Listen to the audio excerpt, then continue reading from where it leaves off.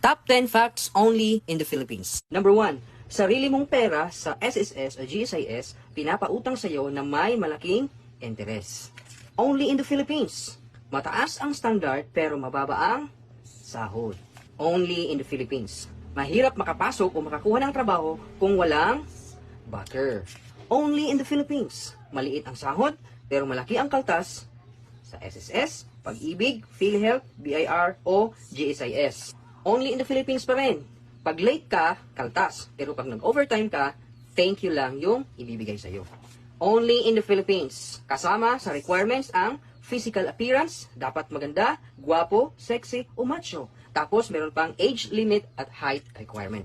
Only in the Philippines. First time job seeker, hinahanapan ng experience.